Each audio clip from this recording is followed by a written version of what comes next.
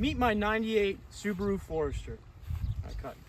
She's been in the family for millennia.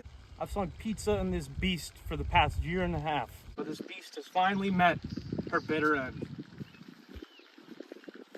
As you can see, it still wants to live. That's not the problem. You see, Subaru made a shitty engine. It's called a Boxer. Now this is Jake, the original owner of the Forester. Now Jake is one of those friends that you just love with all your heart. Little big goofball, him driving his new Toyota. Now, Jake was the original owner of this Forester, and his story starts here. Now Jake loved this thing like it was his own. And when someone rear-ended me delivering pizza in my Mazda 2, he was gracious enough to give this beauty to me for basically next to nothing. And that's true friendship. Letting me have a beautiful pizza runner that just eats za slinging for breakfast. You know, this thing just loved it. Not only did Jake give me the perfect za slinger, but he gave me a piece of his heart, his first car, his first true love, what made him fall in love with cars. I mean, and this thing was one to fall in love with. The velour seating, the ashtrays in the rear and the front, the rear cup holders that just feel so magical even though they're plastic. This Bible that he gave me, the Subaru Forester owner manual. I mean, truly, like the vent cup holder, innovation at its finest. Bun warmers, the list goes on and on. Solid, dependable, just loved eating up. And Jake just loved seeing me love it. And that's just love. That's what this car is. You can forget me staying Saturday night or switching. This sucks. I'm still here there, grasshopper.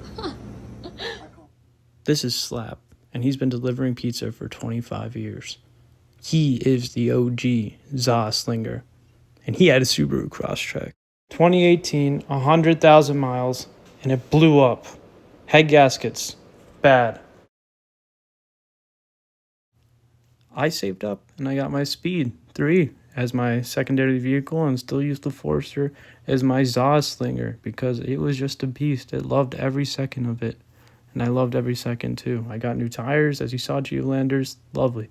Here's Michael, a service member, smoking a cigarette as he should. Gotta love that, by Gas Lines. Here's her in the winter, sliver and za, and this. Oh, there's Michael again, smoking a cigarette by the National Gas Lines and the electric fire lines. And this is me in April. This is why we're doing Sim&Gym, because I was a fat fuck. But as you can see, she lived a great life. But at the drop of a hat, everything can change.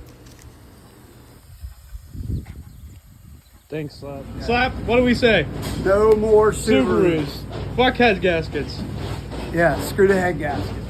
If you don't know, it's got the head gaskets right in the center.